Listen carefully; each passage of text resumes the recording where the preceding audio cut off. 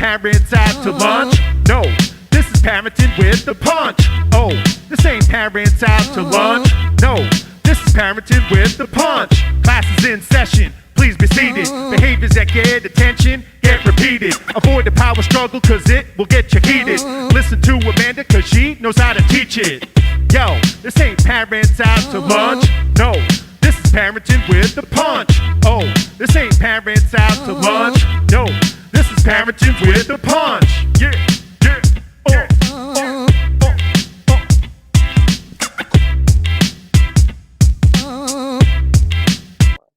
Hello and welcome to the Parenting with a Punch show. I am your host, Amanda Houle, founder of Parenting with a Punch. I have an amazing guest here today. Her name is Veenu. She is a family dynamic coach. Through her years of experience working with families and having 6 of her own kids, she developed an amazing program where she moves into your home for 4 days.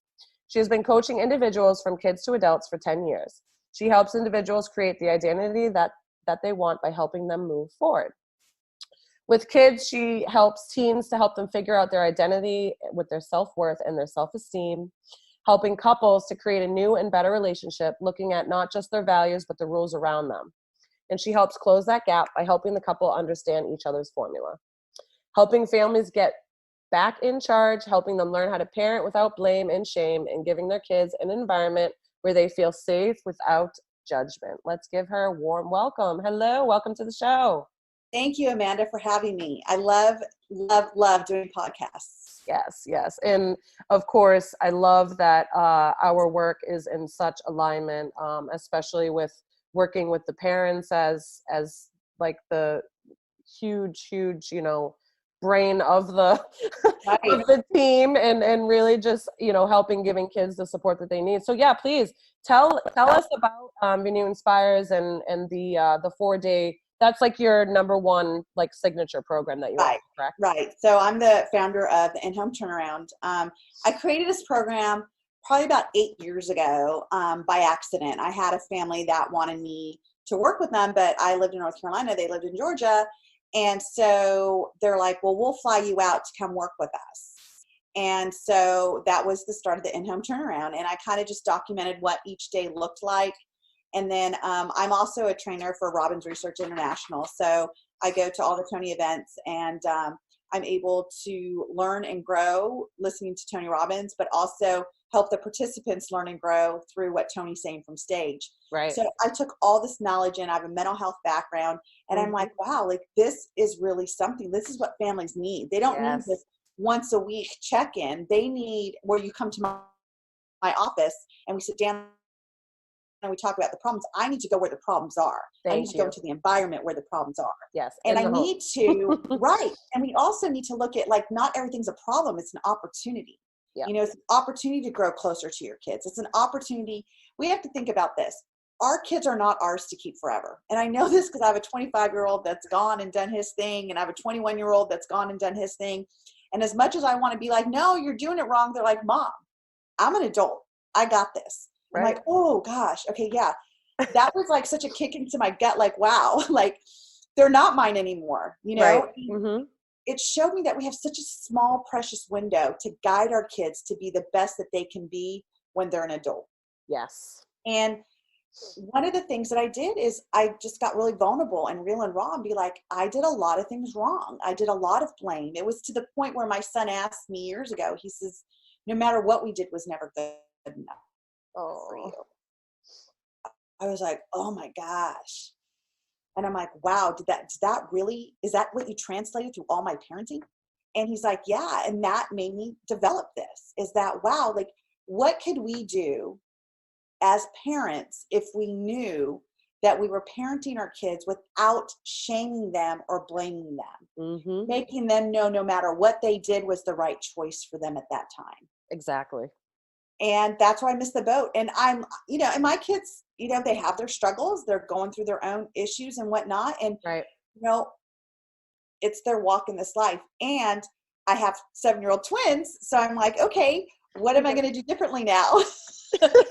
You get a chance to reparent again. Yeah. I do.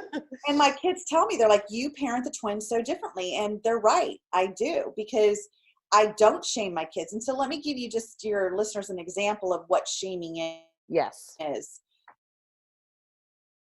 The old me parented my older children as if they came home with like a D or an F. I was like, what did you do? Like, I told you to study. You didn't do this. You didn't put effort in. You. Right. You're never going to get better if you don't do this. And it was constantly you. Right. So my 7-year-old comes home with a vocabulary test where he got a 0%. And I would say to him, I said, Samuel, you get to retake this. This is so great. You get to retake it. I said, let mommy help you study. He's like, I don't want to study. And I said, Samuel, I really think that you would do better if you studied. He's like, I don't want to study. I said, okay, well, that's your choice. So on Monday, he retook the vocabulary test. I said, what did you get? And Amanda, he was so excited. He's like, I got a 25%, Mom. And I was like, I just kind of matched and mirrored his intensity. I'm like, wow, Samuel, that's so great. He's like, isn't it? He's like, it's not this time. I said, you're right. It's not.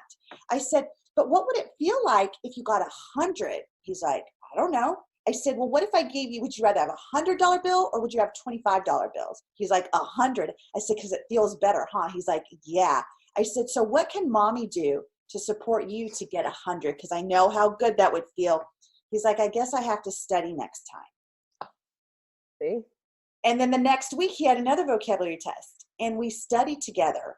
And I made it because my son's he has a learning disability. So he's really tactile and really visual. Mm-hmm. So like he would be like, just like walking in circles for each word and memorizing, because that's how he learns. He memorizes and memorizes and memorizes. And then I send him away and then I bring him back and I quiz him and he got 100% and then he got rewarded. And then he had his test. He got 100%. So that's the difference. Right. Of not shaming, not blaming, not saying this is your fault, you should do better, not doing the you, but more of what can I as a parent do to support you? Yeah, encouraging him to be able to figure it out for himself. You put the words, you gave him the language, but you gave him the opportunity to figure it out for himself. Right. And what does that do? It empowers them like, wow, I did this, right? So now we're building self-worth, we're building self-esteem, because I'm going to tell you, girl, I never want to hear from my twins that no matter what they did wasn't good enough. Like that will never happen again. Yeah, you're like, I am not going back down that road. Right. Whatever they do is good enough for me. Because if it's good enough for them, then it has to be good enough for me. Because, I, worked with kids with developmental disabilities, like you and I both have that in common on the autism spectrum. And I mean, how many times have we walked into these parents' homes when they're just getting that diagnosis and they're like devastated, right? And I'm sure you've heard many stories yourself about like, this is not what I had planned when I was pregnant. Like, this is not what I thought was going to happen. Right. And, I think for both of us being so in sync, we as providers, as coaches, we get an opportunity to show them how to rewrite their own story and that their visions will be a reality still. And that's actually my tagline, right? Vision's a reality, because we're just going to show them a different way to get that vision. Exactly. You know, I mean, that's why, I love what we do. I do it with passion. And now I actually have a child that has a learning disability. And so not only do I get to be the professional about it, I finally get to be the mama on the other side, the emotional attachment to it. So, so you're able to relate as well. Yeah. Absolutely. Absolutely. And, we just don't shame him for it. Like, he doesn't know his labels. He doesn't know he's different. And we don't ever let him. We just say, this is how it is and this is what we need to do. And you need a little bit more help. I'm grateful there are people to help you. Right. No, and that you touched upon that, the labels. And I really think this has been coming up a lot for me with families that have been reaching out over the last few months. And I think, I mean, I don't know I'm going to assume that you're probably on the same level, but as far as like mental health, like for younger kids, like sitting in an office, like what are your thoughts on that? Oh gosh. Okay. So we're just going to be real and raw here. 100% only. I feel like bringing a child into an office outside of their environment where there's just beautiful walls and it's calming and it's peaceful, and trying to get them to talk to you about what's really going on is ridiculous. Thank you. I feel like going into their home to where they're comfortable, to where they see the issues and they know, hey, someone's in here to make me feel safe in my own environment. And we make that environment safe for them. Exactly. Yep. No. Instead of bringing them into a safe environment, we environment for them in their place. And I get so connected. Like people say, like I've coached 5-year-olds from the phone, like by doing a Zoom call. And people are like, how are you going to do that? Because I just meet the kid where they're at and I don't blame them. And I reward them through my praising and, right. you know, and then I go to the parent and I'm like, look, this is what's going on with him. And they're like, oh, I didn't even know that. And I said, well, and that's okay. He just feels safe to share with me. And I want to give you, I want to like, what I do is I transfer that safety to the parent. Of course. Right. So, right. I think, I would assume you're in the same boat. My whole thing is to work myself out of a job, right? Because there's always somebody else that needs me. Right. So I want to give my clients, the parents, the kids, the tools so they don't need me anymore. Of course. That's the whole point. You want them to be self-sufficient. You want them to be able to, I mean, yes, there's a lot of hand-holding when you are working with them, but yes, the overall goal here is to be able to give them the tools to empower them to do it on their own, to take what they've learned and be able to transform their own lives. Right. But a lot of times they need that coaching, they need that support, they need somebody telling them what to do, they need somebody giving them the verbatim language to use with their kids when they have those, you know, crazy moments of stress and I tell a lot of families that a lot of times the verbatim language that you're using can often be like the number one predictor of like how that's going to turn out like the next time if you're using the right language. And it's interesting because, you know, I'm definitely not an enabler. And, you know, one of the things I tell parents, there's two things is that, you know, you feel bad now because you're punishing them. How are you going to feel when they don't have the skills because you handheld them? You know, you got to future pace yourself of where you're at 10 years from now, what your kid's doing because you didn't let them fall and get up on their own, right? The other thing is, how are we talking? Like you were saying, languaging. How are we talking to our kids? Like when you're telling a 1-year-old or a 2-year-old, okay, it's time for bed. I know you don't want to go to bed, but we got to go to bed. Okay, sweetie, it's time for bed. That's too much language. Way too much language. You know, they're like looking at you like, what are you saying? Like what? Yeah. So it's simply like setting up a bed routine and saying, okay, it's bedtime. I love you. Prayers, good night, and walk away. Exactly. You know, because I have nobody, I don't know about you, but I'm 46 years old and I have nobody going, okay, Veenu, it's bedtime. You know, we got to go to bed. We love you. Okay.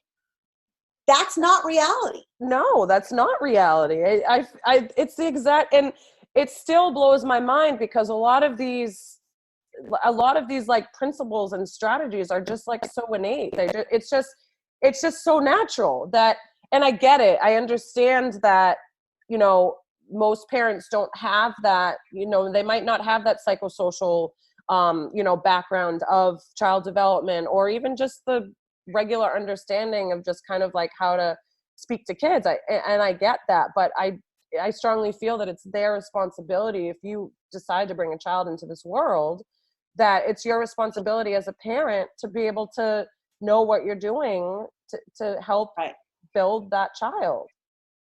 And if you don't, get help. Like that's why there are people like you and me out there, right?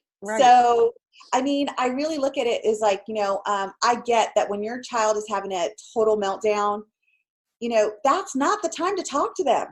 They have to go through that peak and you talk to them not as they're coming down, once they're down. Exactly. Because if you come, oh, you need to talk to them at the peak, calm down. No, let them just have it.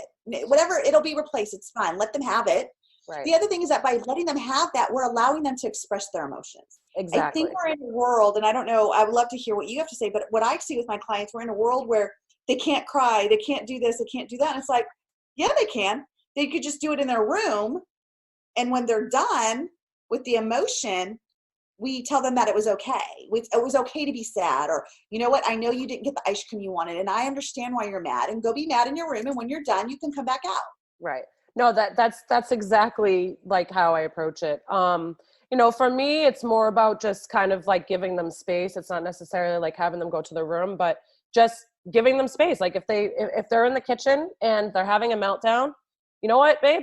Sorry you're so upset right now. Like, I'm going to give you space when you're ready, and just let them be and walk away. It doesn't, trying to force them to do something that you don't, that you want them to do in that moment of frustration. I mean, think about it as adults. When when we might get upset, or like, do we want somebody, like, we want to be able to feel, we have to be able to feel our emotions, and we don't allow, and you wonder as adults why we have such a hard time expressing our emotions, especially when it comes to dating. I mean, I'm single, I'm 38 years old, and I see it all the time with couples, whether it's they be in their 30s, whether they're in their 40s or in their 50s.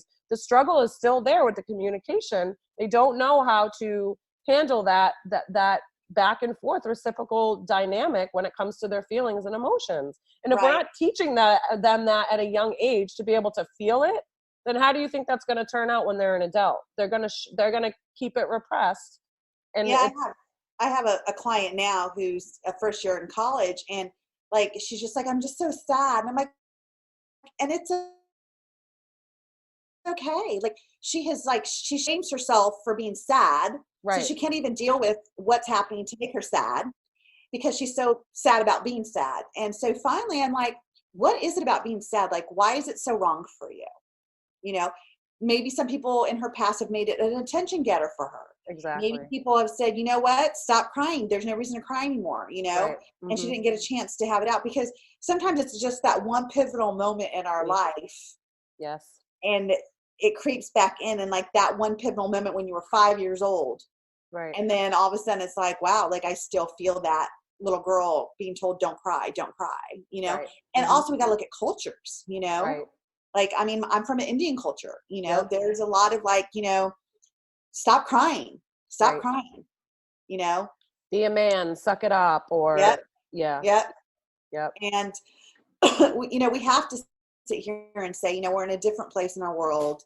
Yes. This world is definitely changing, and we need more people that are more aware. I guess they're calling it emotional intelligence. That's like a new word that's come up. The first time I heard that was on The Bachelor. It was kind of funny, but like emotional, like, be intelligent about your emotions. Know where you're at, what you're feeling, so you can move forward. And we also need to teach our families to stop looking at everything as a problem and start looking at everything as an opportunity. Right. No, absolutely. Because, behavior can always be changed, but a lot of families get stuck in this mindset of, okay, well, my child, this is what it is. It's going to be really hard to come out of it. And then there's that. And then I feel like there's the other side of the spectrum, especially in the younger years. I don't know if you see this or not, where, their child might be having a hard time. Let's say they're 2 or 3 or 5. And they feel that the child is going to grow out of it, and that their child is going to be fine. And they suffer through however many years. And then they don't realize that, no, this is going to come back. It's probably going to come back. It might not come back until 10, maybe not 14, maybe not till 20. It's going to come back if you don't address it and you don't handle what's going on. Correct.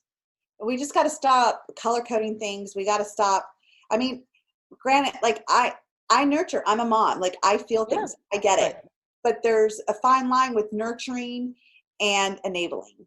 Exactly. If you want your kid to not sleep in your room, like you and I were just talking about, don't create a safe space in your room for them to sleep until when? And then we're still struggling with the same issue is they're in your room.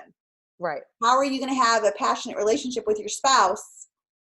Like for me, my room is my space, Absolutely. And that's why I help these kids to realize that their room is their space to have any of emotion, but I like what you do. I like the fact that, like, hey, if they're having that tantrum, give them that space and leave if you can. But if like you're cooking in the kitchen, you really can't leave at that moment. But I love that idea. That's a great concept that you use, and like I said, I use their room because for me personally, my room is my space. That's my space to lock out the world, to have whatever emotion I want to have. Right. And so I don't want my kids to think that that's their space too. They have a room and they have a playroom. You got 2 opportunities there. Right. Yep. So, no, I think, sorry, go ahead. No, I was just saying, I was just going back to like, are we nurturing or are we enabling? Right. No, and 2 things. So first, I think if if you're having the children use their room as a safe space, right? So, and I say the exact same thing.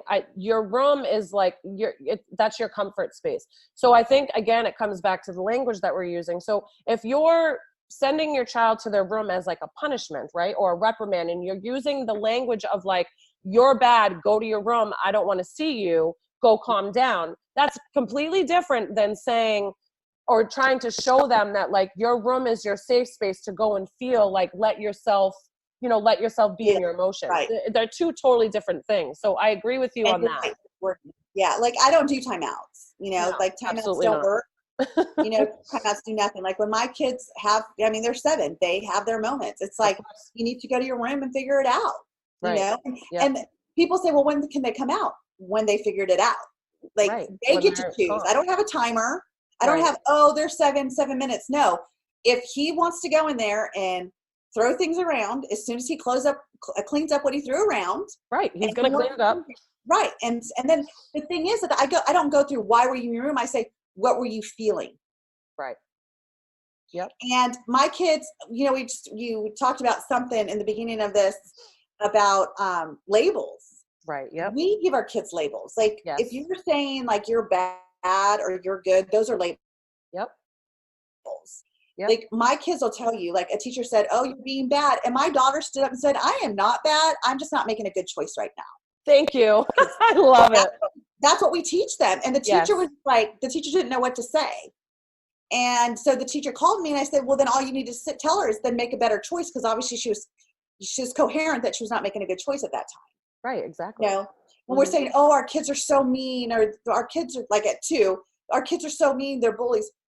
Guess what they're going to be? They're going to be mean and bullies because you've already told them that's what they are. Exactly. Right. And I think it's, I've had I hail from New York, and I was in New York for so many years and working in the early childhood. And I feel like New York is just in a totally different space. Like Boston is just not as progressive. And the mentality is just, early childhood out here, I've just found that we don't take it as seriously. And I think parents really need to understand how important those early years are, and the words that we're using, and how much it sticks, and how much they're internalizing and can stay in the, in the amygdala at back of the brain, and then it gets held there. And then we don't know like when it's going to come out if we're not teaching them how to like fully process through whatever the struggles are that they're going through. And I wish there was a way, and I want us to talk about this and I know that we could probably go on forever, but the fact we were just talking about, like, we wish, there's so many different coaches out there and there's so many different strategies, but we wish that, parents could just like see our approaches and be like, okay, like this is the correct approach. Like, let's talk about the Good Morning America that you were able to see. I wasn't able to see that interview. She was talking about the co-sleeping. Let's talk about that, because I think it's important that some of our listeners pay attention. So there was a family that wanted their kid to be able to sleep in their own room. And, there was different options that this person gave. And if I don't want to mention names because I'm not here to slander anybody. Oh yeah, no, absolutely. Say their work is different, but this just goes to the differences of our work versus her work. Yeah. So for her, it's like created that safe space in the room for the child if they won't sleep in their own room, or for the parent that's going to reach out and keep coddling to go away for 3 days, or, like put a baby gate up. Like I do agree. Like one of the steps is I say put a baby gate up so they can see you and know that you're still there. But if they're going to climb it, it's not going to be worth that. So, for me, it's setting up that reward system. It's finding out what is it that they don't want in their room, because is it really attachment? Because that kid's not with you 24/7. If they're at preschool, they're not with you. So they're fine, so it's creating a safe space in their own room where they know they're okay, and then rewarding them, letting them know that what they did was a huge accomplishment and you want to reward that instead of bringing them into your room. Because get them out of your bed, get them to a safe space in your room. Well, then what? They're still in your room. You're still not giving them an opportunity to feel like they've accomplished something. That independence, like you and I were talking about, is that, one of the things that we look at when we look at developmental delays is, self-care. Yes. You know, their self-help skills. Yes. And one of them is, do they sleep in their own room? Right. You know? Yep. Mm-hmm. Yeah. And, you know, so I'm not here to put anybody down. I'm just saying No, of course not. my approach is definitely different. My approach is get them in their own room if that's where you want them, you know? Well, I don't, go ahead. no, I just think I think you just have to ask yourself as a parent, like, do you want your child to be independent? Do you want to create a very, you know, high self-esteem, self-confident, like, leader of our, you know, of our generation? Or do you want to enable the anxiety and, you know, continue to, you know, get in the way of your own sex life and your own relationship with your spouse? Like, because that shit is real. Like, And you're feeding it, because if they're already having anxiety sleeping on their own and then you give them a safe space in your room, you're enabling. Do you think one day they're going to wake up and be like, oh, I'm 15, I think I can go sleep in my own room now, and then you're going to be okay because they wanted it? Right. I mean, who's in charge? Who's Exactly. in charge? Right. No. You know, is a parent in charge or is a kid in charge? And honestly, this is how kids start to be in charge. It's like, well, I didn't want to sleep in my own room, and they let me sleep in their room now. Right. And they So let now, me, yep. and all I have to do is throw a fit, and they don't like that, so they keep letting me sleep in the room. What else could I throw a fit for that I want to do? Oh, I don't want to wear my seatbelt anymore. I don't want to wear my my safety seat. So, Right. I'm just going to throw a fit, and they're not going to go anywhere until they just say, fine, just buckle up without the safety seat. Right. Like, how? Just rip the Band-Aid off. Don't peel it off slowly. Just rip it off. Right. Let's just help them be the independent child that they need to learn to be an adult. Right. Exactly. Behavior is learned. And Absolutely. so, you know, when Birth we keep birth to 5. Thank you. Yes, birth to 5. And, you know, I want to touch upon too, like, you know, for any listeners that have children that are older than 5, of course, like, it just because your child is having a hard time does not mean that behavior still can't be changed because they're past a certain age. You know, I really, you know, get away from the labels, you know, get the support, seek the help. And something you mentioned too, which I think is really important, because for us, it's not about the money. It's not about the money that we're making. It's about the fact that we are changing families' lives. We're helping build our future generation with more healthy children, because look at the world today. It's complete chaos out there, and we have to take responsibility. Well, I say this to people: if you knew that my program would help you raise a child that learns to love themselves, like themselves, they never have to worry about being bullied. You never have to worry about, is your child suicidal? You never have to worry about if your child's going to be a cutter. You don't ever have to worry about, is your child hiding something from you? Because I taught you how to teach them at an early age how to communicate with you. Right. What would that be worth? What price would you put on that to guarantee that? Right. But you know? Yeah, and like you said, you'll pay, you know, your child to college, what, $30,000 a year easy? But exactly. But you won't spend 10, 20, 30,000 for an investment for your family life that is going to carry you through an entire lifetime. That to me it's completely priceless. Well, I'm gonna say I'm a speaker also. Yep. On bullying, self-harm, and suicide. I actually have 2 books out, a book on bullying and a book on self-harming. And my whole thing that actually was a why behind this is like, how could we raise our kids at a younger age so we never get to this point? Thank you. Yes. What could because I was suicidal for 21 years. I was a cutter. I was in a psych hospital when I was 15. Like, what could have been different for me to have changed that trajectory for my life if I would have had a safe environment? You know, God bless my mom. She's my hero. She was a single mom raising, you know, 2 of us going to law school. So she wasn't there. She'll tell you she wasn't there. Right. And so I didn't have anybody that I felt was a safe space for me to talk about what was going on, or to say I was being bullied, and for somebody to really understand what that meant to me. Right. And, you know, so now, you know, and that was thousands and thousands of dollars, just so you all know, of mental health and counseling and all the stuff I went through. Of course. But if somebody had money to invest then to say, hey, how could I be a better parent, you know, for my child now so she doesn't endure that? You know, again, it's not about the money. It's about the investment in you and your family. Exactly. Yep. No, it's so true. I mean, I love that that we really are on the same wavelength, because it's really hard, and we've discussed this before too. Like, it's really hard finding other professionals in our field because I just feel like there's not that many out there that are really doing the same type of work. And we know firsthand the benefits that these families get, and how it will literally like last an entire lifetime. The other thing I love about you, like the first time we talked, is that like we're not out here to put people down or to say mine's better than yours. Right. I believe in abundance. I believe that Yes. we need more Same. people like us, no matter what, whatever, like I don't even believe in parenting style. There's no parenting style. Parenting is a behavior.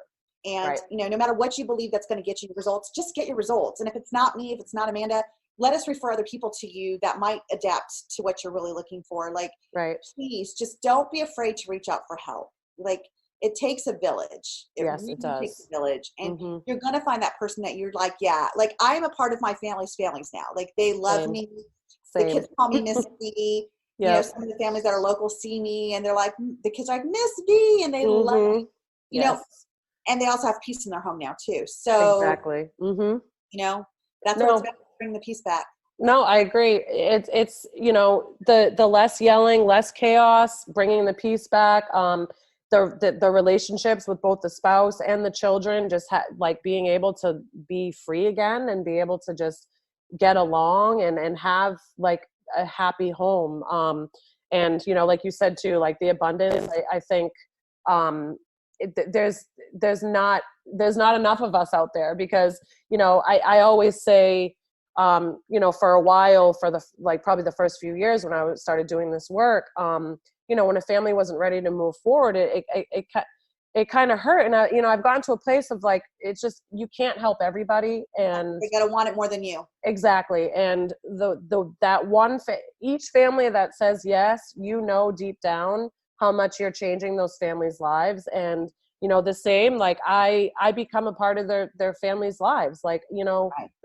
it's so important. Like, you become very, very close because it's such an intimate experience. And we need more of it. We really do. Yep. And it's, again, we leave our families to go be with your families, and Yep. it's because we believe in you, because you believe in you. Exactly. You got to want it more than Yep. us. And you got to follow through. You got to follow through. Like, I have families that this program has worked amazing. Years later, they have such a great relationship with each other, with the kids. And I have families that have said, wow, like that did not work at all. But they also didn't do any coaching. Exactly. Like, I say, I go to a Tony event, and Tony's events are so powerful because you're totally immersed in it for those 4 days or 5 days or a week. Yep. And you leave and you're all pumped up and like, oh, I'm going to make this change and this change. And I'm going to do this differently. And my life will never be the same again. This is so amazing. And then you go back to the environment you came from with no shifts, Exactly. no plan in place. Yep. Then you say, oh, that didn't work. No, it did work. But what did you do to follow through with it? Right. You have to execute. Yes. Right. Action. It's not just a thought. You have to take action. Right. And so, yeah, I mean, I'm going to just be, and I also just want to say this. A lot of people are like, oh, your family must be so great. I yell. I've been a yeller my whole life, and I don't start out yelling. I definitely start out with a normal tone of voice, and I'm very clear with my kids.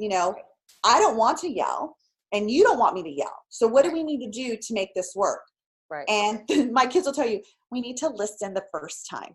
Oh, there you go. Yeah, that would be so ideal. You mean when mommy's loving on you and telling you it's time to go take a bath? That would be a great time to listen. Right. Instead of getting the mommy voice going. But again, we've trained them to do that, right? Exactly. That's why I tell people, like, you train the brain. If you want them to go take a bath as soon as you say it, you're going to get up anyway. Right. Get up and do hand over hand. Say, we're going to take a bath. Make sure your actions are matching your words. Yep. And you'll never have to go to yelling. And you follow through. You have to follow through with what you say. Yes. Yep. Yes. I hear all the time with families are like, oh, you can act like, oh, my children will actually listen, or you can do that they'll actually listen the first time. Yeah, it's actually not that difficult. Like, kids actually want to listen. Like, they want to make you happy, because when you're happy, they're happy. Like, it comes full circle. So And change is just, one of Tony's quotes is change is just 2 millimeters. Like you don't have to make these huge changes in your life. Right. And those that say, oh, I'm too old to change, you're right. That's your belief. And you will stick with that. And you're right. You are too old to change. Whether you say you can or you can't, you're right. Heaven forth with that. Mm-hmm. So I couldn't agree more. It's all very true. You have to want it. You have to, and the truth is change is the only constant in our lives, right? Yep. We're always going to go through change. So it's a matter of whether or not you're ready to put in the work, or just to be able to like move through the process and know that there is light at the end of the tunnel. And that if you're in the mindset of like, okay, this is going to help and I'm going to put in the work, then you're going to have amazing results. Right. Absolutely. Well, it was so nice to have you on the show. Please what is your website so those can find you? My website is veenuinspires.com. That's VEENUINSPIRES.com. I'm also on Instagram, LinkedIn, Twitter, Facebook, all under Veenu Inspires. Awesome. Great. Well, I very much look forward to hopefully collaborating further in the very near future, and keep doing what you're doing, because the world needs more. World needs more coaches out there that are doing the work that we're doing. So I agree. Thank you so much for having me, Amanda. Thank you.